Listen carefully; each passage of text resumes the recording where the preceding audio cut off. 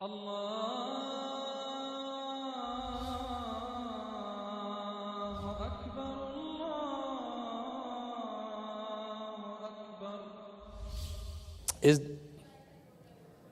I was like, seriously, what are you pointing at, man? Like, where are you? What's your name?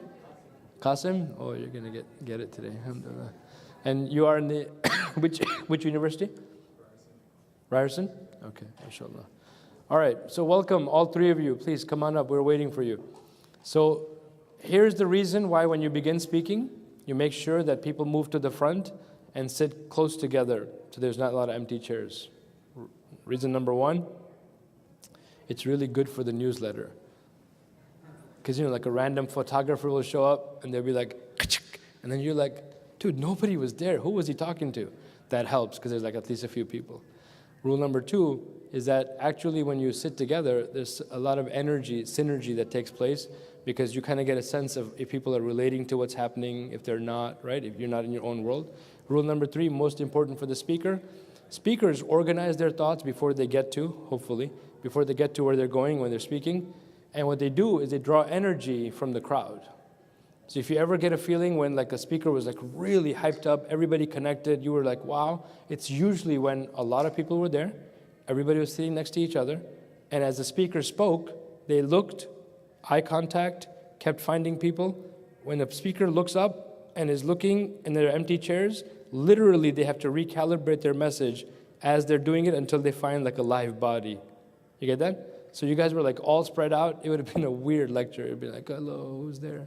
So it makes it a lot easier. So that's why in Jummah khutbah, right? If you notice that people are always squeezed together, and then when it comes time for prayer, everybody gets up and makes rows and makes straight rows for salah. But before then, it's just all squeezed in together for the energy and for the concentration. All right. So youth act, yes. Can you drink water when you're fasting? No, I heard you. I heard you. I heard you. Can you drink water during the program? Like, as long as you don't slurp and like drop it anywhere. If you just drink politely, it's fine. Yeah. Alhamdulillah. Thank you for asking. Because most people don't even bother asking. They're like chewing gum, like slurping a smoothie. Doing okay? Mango? Mango? Yeah, typical Desi. All right. Oh, did I say that out loud? Oh, sometimes the stuff just, I didn't know if I'm saying it out loud. So three things about youth activism, and then inshallah we'll get going with if you have questions and answers.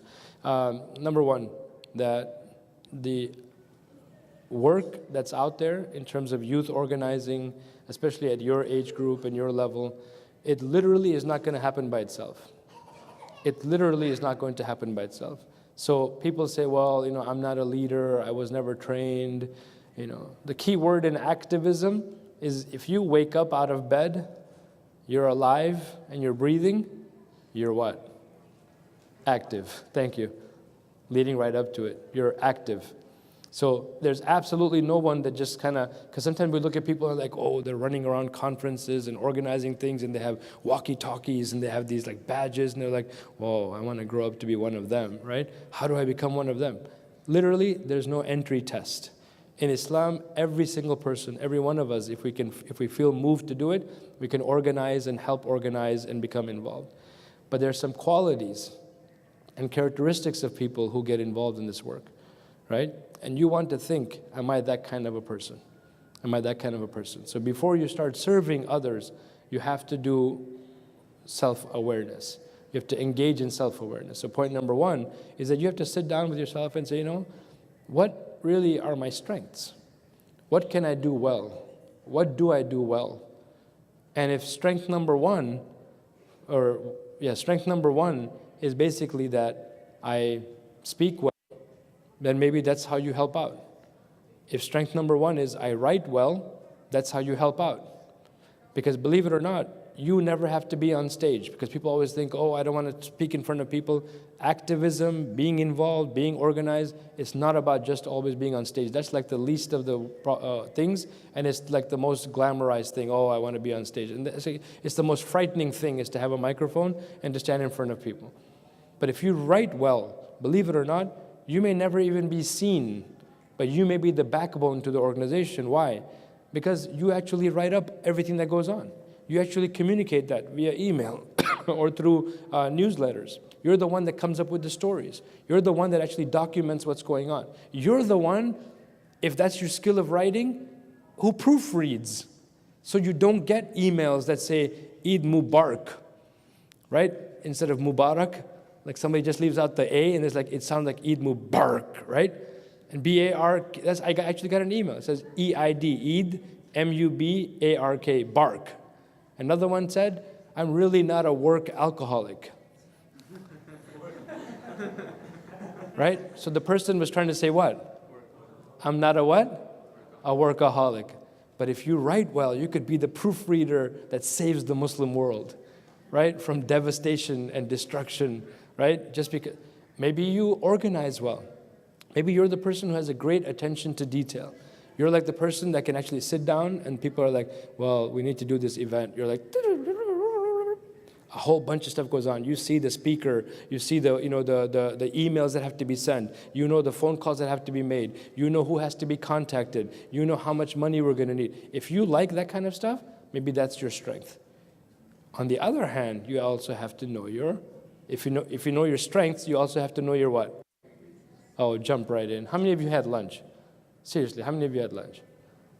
Right? So you can respond as if you've eaten, right? So strengths, weaknesses. If your first weakness is, you want to get involved and help people, if your first weakness is, I don't get along with people, it's probably not a good thing for you to get involved in organizing, because it's probably very likely that you'll get to meet other people and have to get along with them. And if you're just like, well, I don't do people, right? Right? Well, then maybe there's another way you can contribute. Another way you can get involved and help out. Weakness number 2. If you're not patient, this is not the work for you. This is not the work for you. Literally. Because you have to think about it. Nothing happens overnight. Nothing happens overnight. This conference, for example, began 3 years ago as a conference in the University of Toronto. So I missed that first year, but I was here last year and this year. So each year it keeps growing. But if you're the impatient person, it's like, I don't get it. We made a flyer. It was a good flyer, and we proofread it. And we put it everywhere, and we emailed everyone, and no one came. So like, I wonder what happened. Well, because it was on a weekday, right? Because you proofread it, but instead of saying Saturday, you put Thursday. And so people are like, I'm at work. I have a life. I have school. So no one came.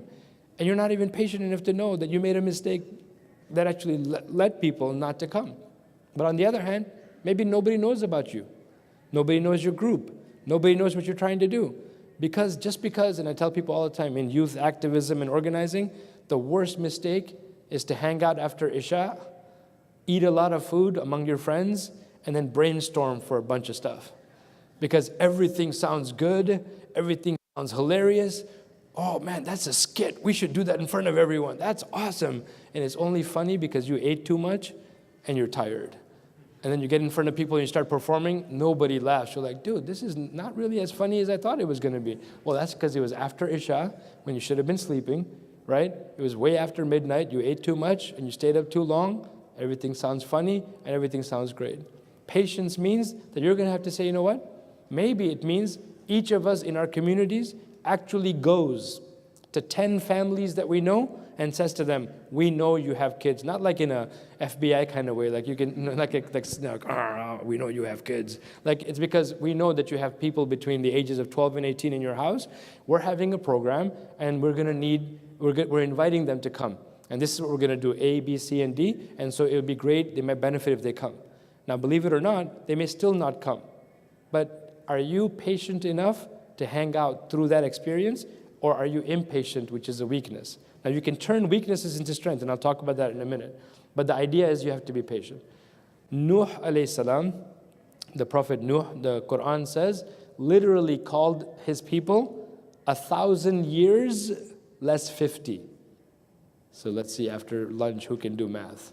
So how long did he call his people? Oh, subhanAllah. Did you try the smoothie? Because youth activism, stay off the sugar. Seriously. Stay off the carbs.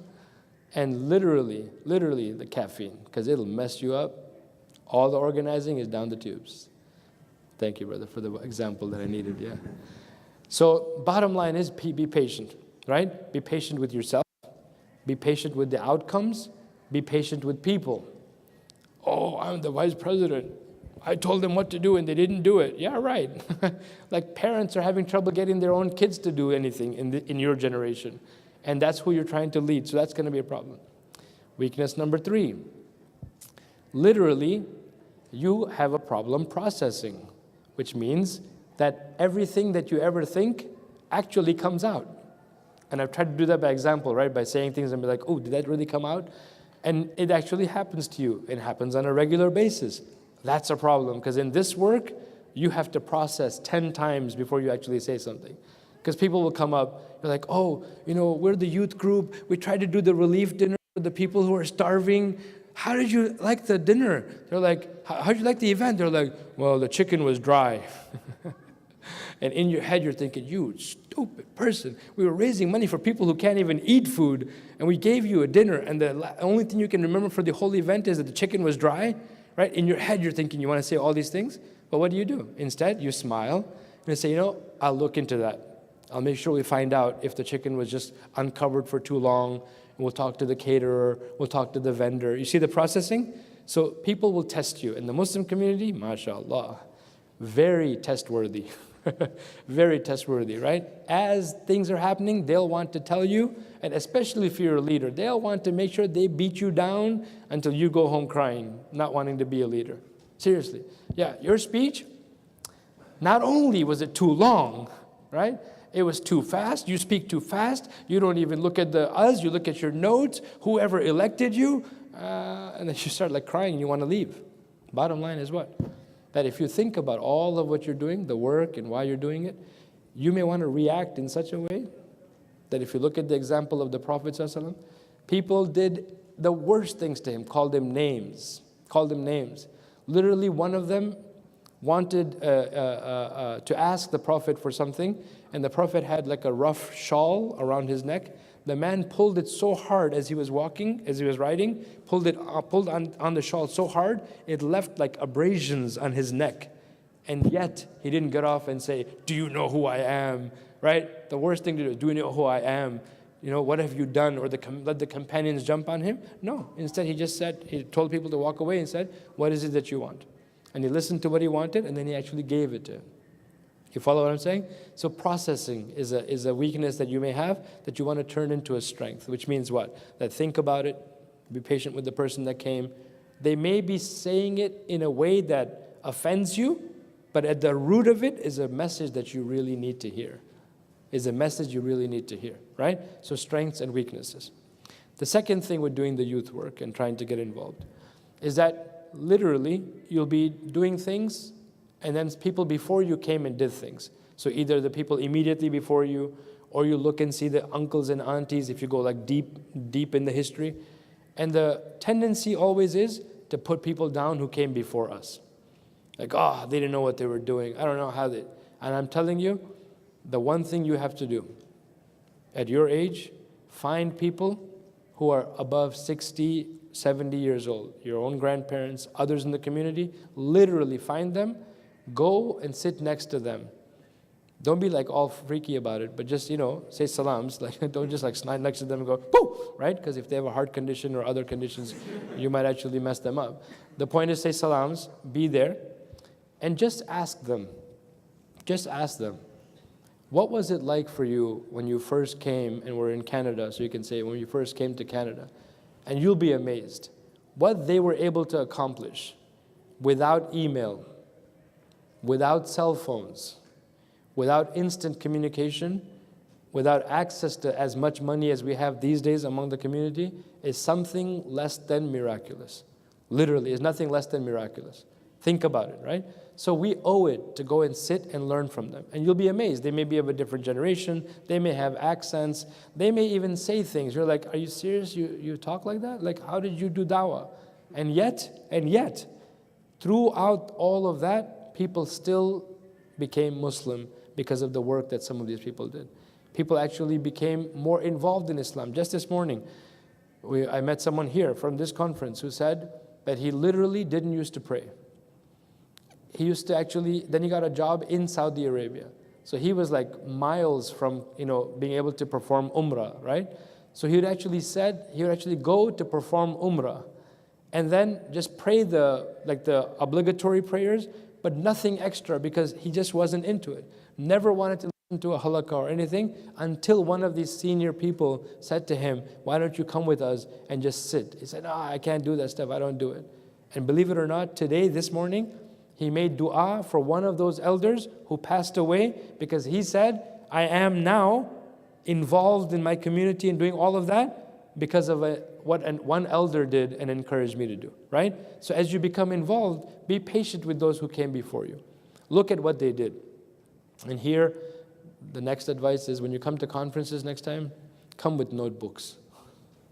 Like when I went to conferences through late teens and through all that, I kept thinking like, I don't know how else I can learn unless I write things down. Or you can type them out or tweet yourself, until your thumbs get arthritis. But the point is, if you write with a pen and paper, it helps to reinforce. And these conferences are just it may not be nothing new, but you can make a note at least and remind yourself to look up something. So the bottom line was that there are 5 A's that for youth activism and organizing, if you can focus on these 5 A's in terms of how to deal with the generations that came before us, right? 5 A's that come out of the teachings of the Quran and the Sunnah of the Prophet sallallahu alaihi wasallam, okay? Number 1 is and there's going to be a test on this when we finish, inshallah, right? The first letter A is to acknowledge. Always, when you start doing this work, acknowledge what others did before you. Always acknowledge what others did before you. They may not have done it well. Yeah, they may have had mistakes. They may have had whatever I said before, spelling mistakes, organizing mistakes, right? Whatever. But if you don't acknowledge it, who said they were in college? Somebody said they were in college? Yeah? Like for research papers, one of the sections they always ask you to do is like review the literature. Like go and find out who else wrote about this, what else did they write about. Acknowledge just means literally go and see. One of the things with your generation, with this youth work will be, you're very excited about saying the first ever, right? The first ever. Just go and ask a few people who are of different age groups and say, do you ever remember anybody doing this about dawah or for homeless people or for a charitable event or for even organizing sports? Do you ever? And then they'll say, yeah, I know we tried that, but then it fizzled and then we tried it again and then it went up.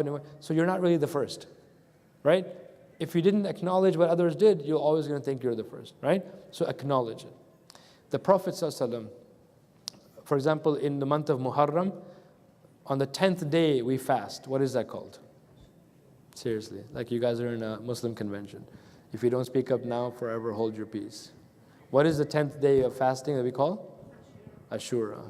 Why do we fast that? Yes? Okay, the Prophet ﷺ, when he came to Medina, found the Jewish community, fasting on this day. He acknowledged that they were fasting. And he said, why do you fast? They said, we fast because this is the day, according to our history and tradition, that Musa alayhi salam, as the brother said, Musa alayhi salam literally led his people to liberation away from whom? Oh my goodness. What happened to you guys? Pharaoh, right? And what did the Prophet ﷺ say? He acknowledged their fasting. Then what did he say? He said, by Allah, we have more right over Musa alayhi salam than you do. Meaning, we're going to from now on, and he said, if I live until the next Muharram, or the next time, next year, then we would also do this fasting. You follow? So you have to be able to know that. You have to be able to see who did what. So A, acknowledge. Right? The second A is for appreciate. One of the worst things we have a problem in the Muslim community is showing appreciation. It happens between husbands and wives, between parents and kids. It happens in communities. We just for something, I don't know what it is, we have a hard time showing appreciation. Even were you guys in the main lecture with the panel going on, right? I don't know. I heard Sheikh Yasser Qadi, he was off the hook. He finishes, people are like, yeah, okay, all right, good one, right? Okay, if you want to clap to show appreciation, fine. But clap in a way that you mean it, right? If you're going to say takbir, Do it in a way, not like, takbir, like, all right, man, come on, Allahu Akbar. Like, appreciation means you genuinely want to tell the person, hey, whatever you said or did for me, I actually feel like I was moved by it, and I want to thank you for it. I want to thank you for it. I would teach at a predominantly African-American university. It's a historically black university called Howard University in Washington, D.C. Among the things you'll hear people talking about, if you do something for me, they don't actually say, well, what do you normally say? The sentence is what? If you do something for me, what do I respond? I appreciate it. It. You know what they say? I appreciate you. Because suppose I was supposed to call someone on your behalf and book a speaker or whatever. I say, oh, I appreciate it. So you appreciate what? The action. What do they say? I appreciate you. Because you took the time, thoughtfulness, punctuality to get something done. You see the difference? And in the Muslim culture, we're all about appreciation because all we're supposed to be doing is hamd, praise to Allah, shukr to Allah. All we're supposed to be doing all day and night. Even if we interact with no human beings, we're supposed to be doing that throughout, right? So second A is what? Oh, seriously. In Canada, do you not have in the school system class participation? Are you like frozen? Are you traumatized from like, I'm not fundraising. You're like afraid to raise your hands and voices, right? Seriously, start answering so it helps me to know you're awake. The third A, the first A was?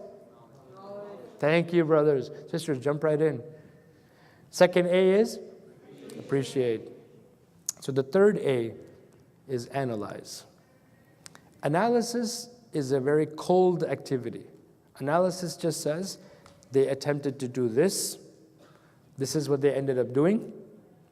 This is how much it cost them.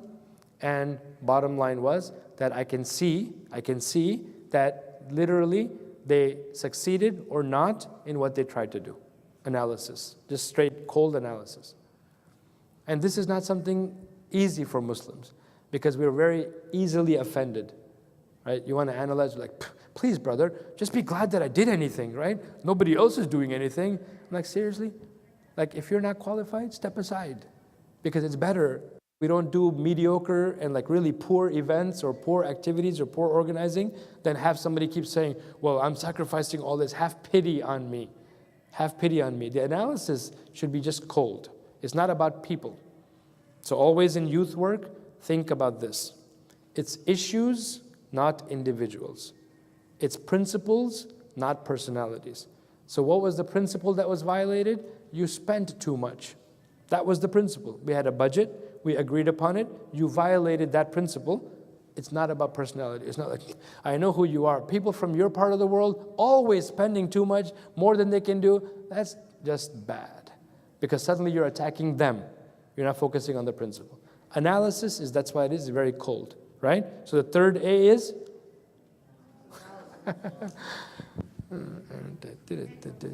What? Analyze, thank you. Fourth A is assess. Fourth A is to assess. Now, analysis and analyzing is cold. It's without emotion. It's just this, this, this, and this. Assessment is where you actually say, when they tried to do this, it seemed to work. And it seemed to be beneficial to the people they were trying to serve. You're assessing the activity. Or it didn't work. In fact, they were trying to raise money for people, let's say, who were homeless, right? Charitable event, but they made the tickets $50 per person, so it was too expensive for anyone to come, and the few people that came, they did it in a massive hotel where they had to spend $40 a plate to feed the dinner to the people. So what did they actually really raise? About $10 per person that came, and it wasn't anything really. You see what assessment does? Is different than analysis. Analysis was, let's say in the case of this homeless example, dinner for the homeless, that they wanted to do the dinner for the homeless. They invited this many people came, they were supposed to spend this much money, this is how much they spent, this is how much they wanted to raise, this is how much they ended up raising. Analysis. You see the difference? Assessment is actually attaching some value to what was done or not done, right? The last A is literally where you come in. You've acknowledged what people have done. You've appreciated what they've done. You've analyzed what they've done. You've assessed what they've done. The last A is to advance it. Take it to the next level. How can we improve on what they did? How can we say, you know what? They did well. We're appreciating, so we're not, cutting down anyone. So what's the next thing we can do? How can we improve this? What if in that homeless dinner, the dinner for the homeless and raising money for the homeless, what if we advance it by doing what? Look up in the area and see what other churches and other organizations are working for the homeless. Ask them, hey, what if we all get together and create a day for awareness about the homeless? You see the difference? Now suddenly, instead of your youth group alone trying to do something, you're getting maybe 10 other groups to join with you. So all of their volunteers come to help you. All of you are doing it together. And in the end, all the money is being raised for the whom in this example? Homeless. So it doesn't really matter how much anybody takes home, because nobody was there trying to take home any money for their organization. Everyone was trying to get things done. So then somebody else says, hey, in our youth group, one of our young guys, his parents are caterers. So they said they could give us like a really awesome deal where it was cost like $10 per person. They could do it for $3. So you saved $7. You follow? So suddenly you found out from gathering people, working with them together, you could actually maximize the outcome in terms of what you wanted to get done, right? So that's the second part in terms of generational work and then how to actually organize. And the last part before I close, and then I can open it up for you guys to ask questions or even make comments about this, is that literally you cannot, and it's really last because it's important, that's why people say last but not least, that you cannot sacrifice your relationship with Allah while you're trying to do youth work. You cannot. It's just not, it doesn't exist. Sheikh Yasir Qadi in the earlier lecture went so far as to say that if there is no tahajjud, which is the late night, like maybe 1/3 of the night, about an hour and a half before Fajr or so, if there's no tahajjud, no leadership. Meaning, I can't be up till 2 in the morning organizing the basketball tournament to raise money for a good cause, and then I miss Fajr prayer. I can't go through a week and literally never pick up the Quran, and I'm trying to raise awareness of Islam. And people are like, so what's your book? Well, it's the Quran, right? How often do you read it? Let's talk about the weather, right? Because we haven't even picked up the Quran. Praying on time. I cannot be in meetings that say Maghrib now, maybe let's say it's 7:30 and it's moving earlier and earlier. Then your meeting starts at 7. And then so you keep, people come late first of all. By the time people show up, it's like 7:15, but you're really excited, you want to get started, so you get started with the meeting, and Maghrib time is going, and nobody has stopped to actually say, shouldn't we pray Maghrib and then come back? So you actually delay Maghrib until like it's the last part of it, and then everyone rushes through the prayer. You rushed through the conversation with Allah, and you dragged out human conversations. Because in the end, it happens. Like, oh, okay, let's go around the table. What's your idea about that? Well, I was thinking blah, blah, blah, blah, blah, blah, blah, blah, blah. And someone, oh, she hasn't spoken, let her speak. She speaks, blah, blah, blah, blah, blah, blah. So this goes on for like 25, 30, 40, 50 minutes. Human beings speaking, not very organized thoughts, just a bunch of people talking, but the prayer time is going, right? Or spiritually, you're not benefiting from salah. You're organizing all this, but every time you go for prayer, it's literally, you go make wudu really fast. I call it the Federal Express wudu. Like you come out, people are like, you made wudu? Like you just literally walked into towards the sink and you came back. You're like, yeah, I made wudu, right? I always tell my kids now, like, do the elbow test. Like, elbows up when they make wudu, because the one part of the body that will always get forgotten is the end of the elbow when you rush through wudu. So when they just go like this, they come out, they're like, elbows up. They're like, oh yeah, I missed the elbow. Doesn't make sense. You're doing Islamic work, organizing for the sake of Allah, but compromising the parts that are really important, right? Compromising the parts that are really important. Yeah, thinking about salah without concentration, right? You're praying and you're thinking about everything else. That's a problem, right? So don't compromise that part of it. And last thing, it's okay if you have a position, leadership position, whatever, organizing position. If you find yourself suffering in these things, it's okay to take a break from that activity and say, you know what, I'm not resigning, but I'm going to need like a couple of weeks because things have just been really crazy in my family or in just my personal life. Maybe you don't want to, put out your business out there, but I just need a couple of weeks off. And we should all respect that. We should say, let's give them that time. Maybe she needs that time to do whatever, and then she'll come back, or he needs that time, and he'll come back. Inshallah, he'll be, in better spirits when he's done, right? So this is the way to sort of manage it. So I'm going to pause there, and inshallah ask you if you have any comments, questions, you want to react to what I've said, you want to raise, a different point. Yes? It wasn't mango lassi? No.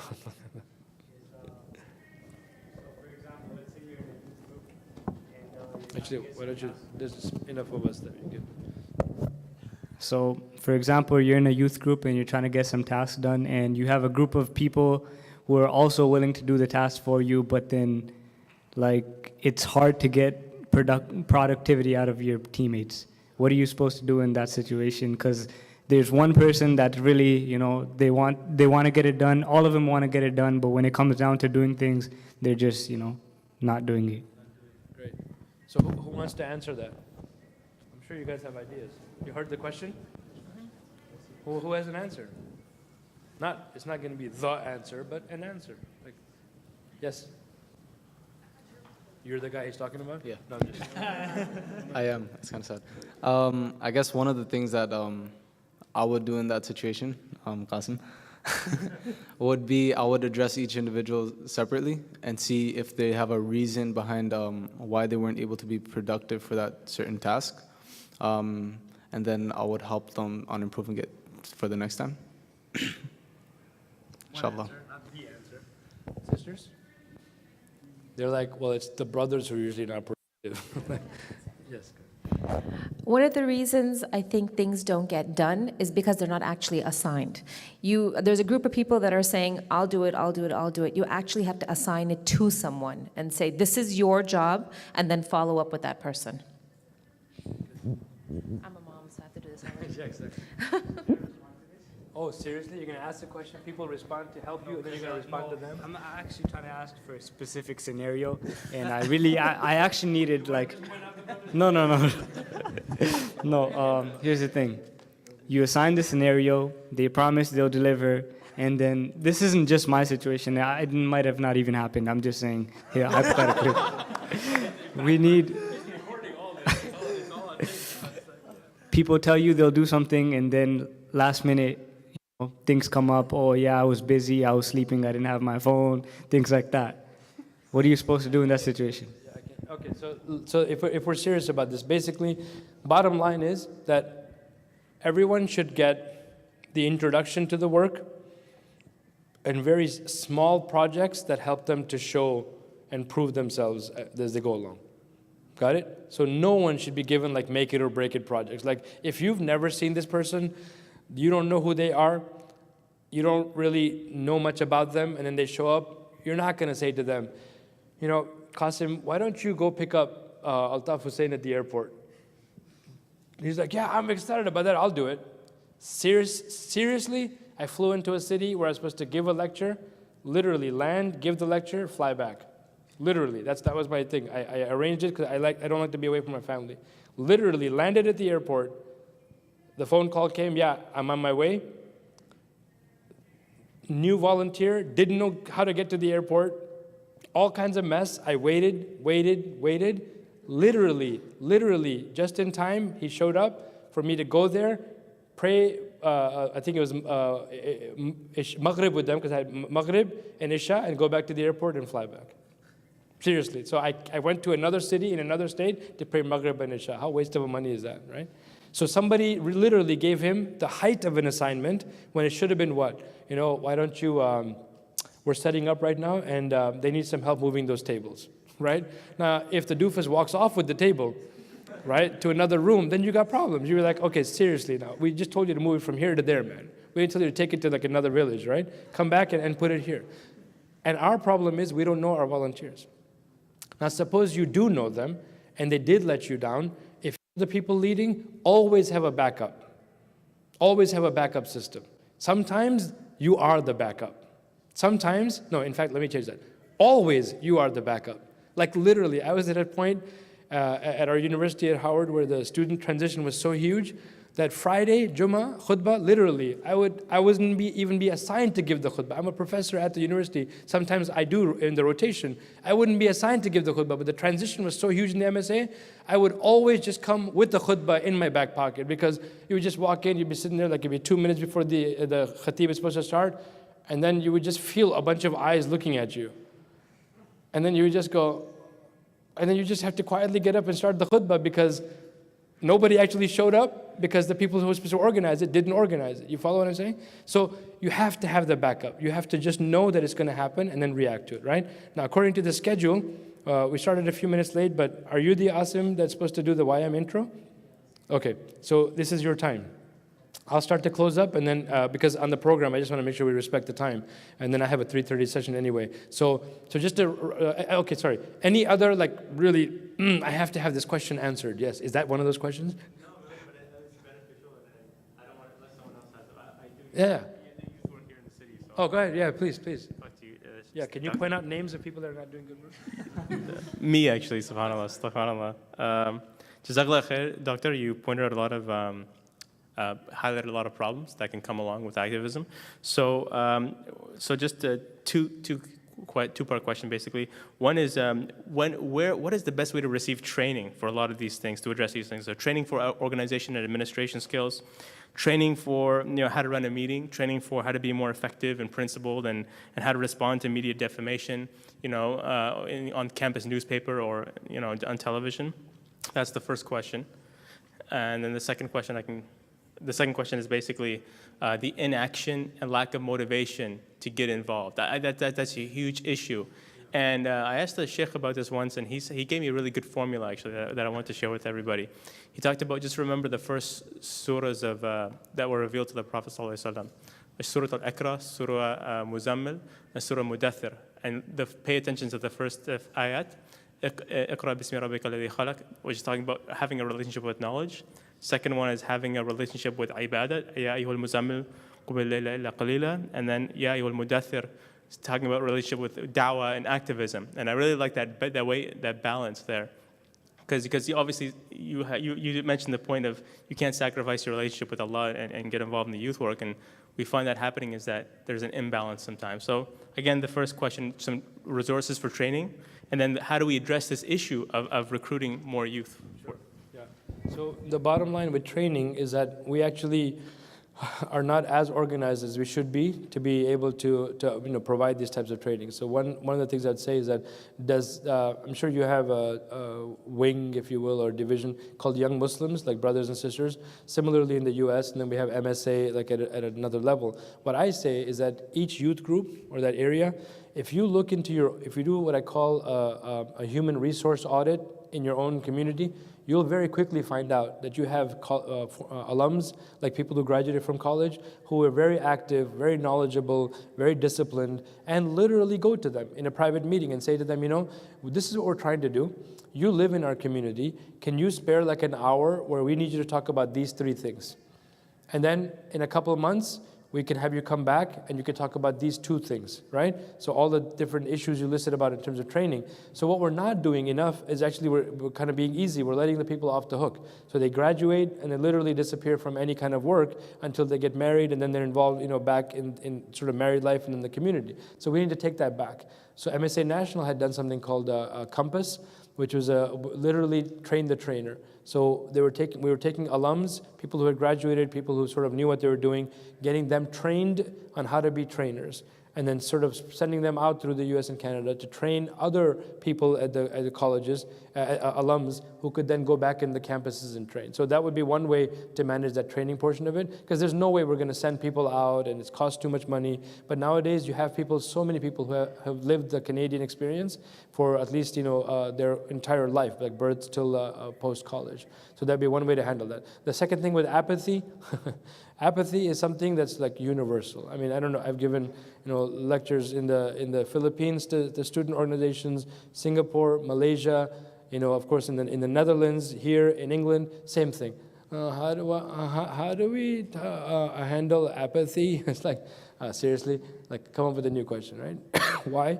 Because it's human beings. We're dealing with human beings. And human beings only care about what's important to them at that time. So I say maybe it's not that they're apathetic.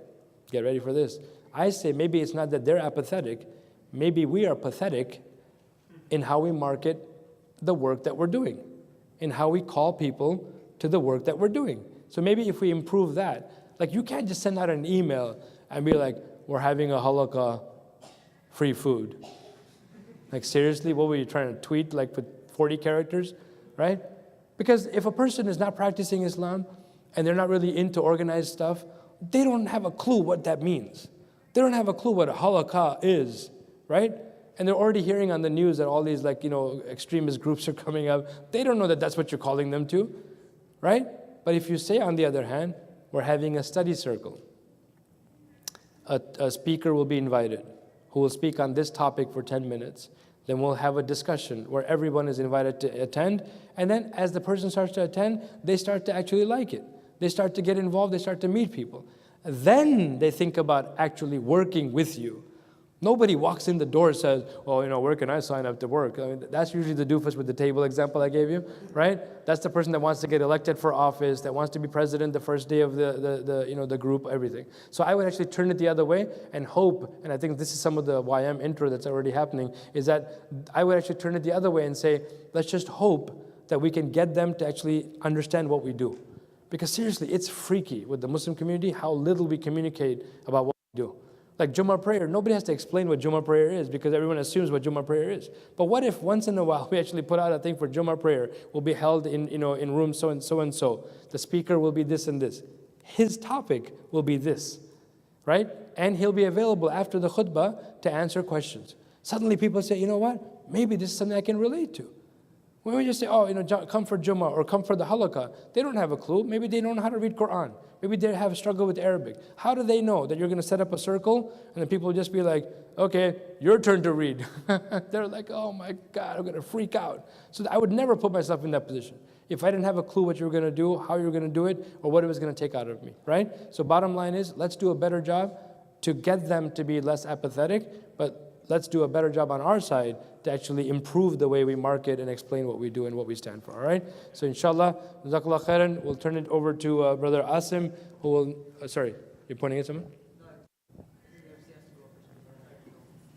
Qasim has to say something? Seriously?